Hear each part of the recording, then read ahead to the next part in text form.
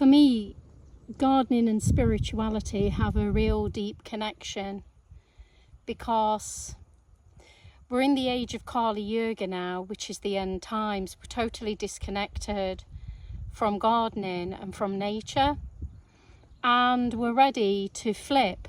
Literally, some people say the end of March 2025, we're supposed to start the 300-year changeover process to the Satya Yuga, which is the age of the golden age, which means that we return back to a love of nature, honouring earth, honouring that we're in a relationship. I don't know who coined the term lover earth over mother earth, that we can't just take and not give back. We're in a relationship with mother earth, lover earth. So it is said that there's going to be one of the most important connections for me is that it is said that we're going to enter into a 300-year period of turbulent times. And as stated in the Vedic texts, which are ancient Hindu and beyond that, the rishis, the shamans of India, they said that there would be a few things that would happen in the Kali Yuga. One of them would be that there would be famines and food shortages. Another one is that people would run to the forests and the hills. And then there's lots of predictions that they had. But those two for me are very important, because we have to grow our own food. We have to be self-sufficient in these times. I don't want to be kind of into doomsday, panic kind of stuff. But it's really essential that we gain back our autonomy and connection for growing food. So like things like these, all of my produce at night is being munched on by the lowest small insect, and I share that. Obviously I have to wash it well, but I see worms, snails, slugs crawling over my food that I actually am consuming. So my connection with nature deepens with the seasons, the moon, for planting biodynamically, with the lands, observing them and what the lands want.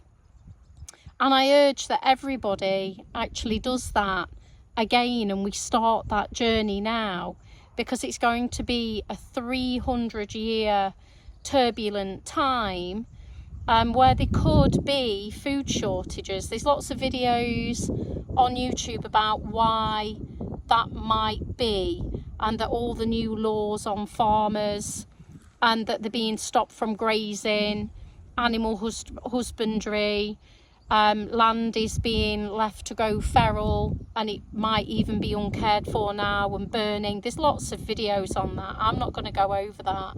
What I'm here to tell you is the link between consciousness or spirituality, not necessarily religion, and the fact that it is directly connected to the laws of nature. So we all know, medicine women, medicine men, shamans. Before that, it was just animistic living, where everything has a spirit. Trees, flowers, plants, animals, everything from the first seed to its creation. And also all of the elements are sacred: air, fire, earth, water and ether. And everything is comprised of those. All of the ancient knowledge, the Vedic texts, Ayurveda, which is an Indian knowledge known as, or translated as, the science of life. And then also traditional Chinese medicine that uses the plants and the herbs for medicines.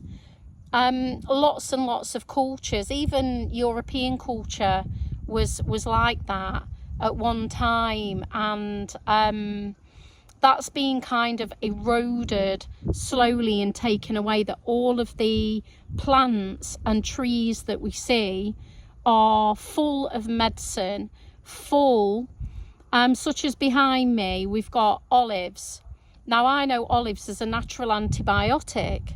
I actually process the leaves, make tinctures, and also use it as a very efficient parasite cleanse, dewormer.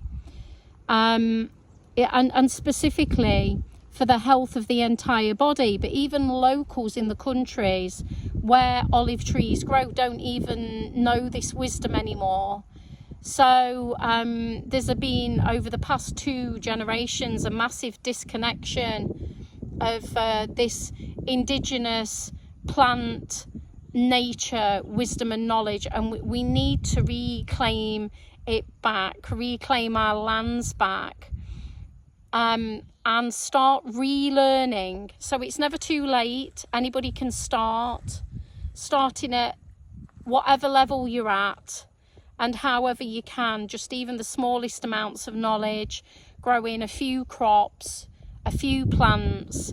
And I really believe in that we've got all of this knowledge and wisdom within us. Everyone is a natural intuitive farmer, and the word, you know, do you want to choose farmer, pharmacy, big pharma, or do you want to pay the farmer, or do you want to pay the farmer, pharmaceuticals, or the farmer? So it's really important on what you eat.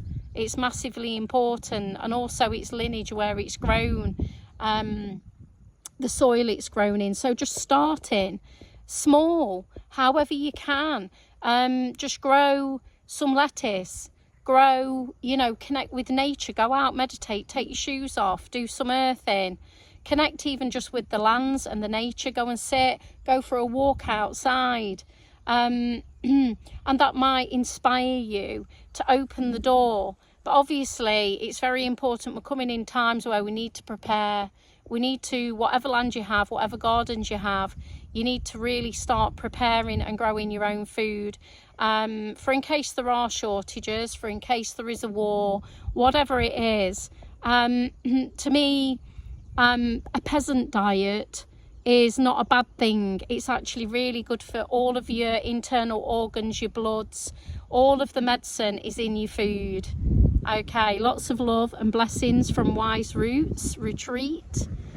If you have enjoyed this video, please comment. I have got a blog on the transition between Kali Yoga and Satya Yoga, so you can learn more about it if you're really interested, and how it interrelates to gardening, and what the Vedic ancient wise texts say about the coming next 300 years.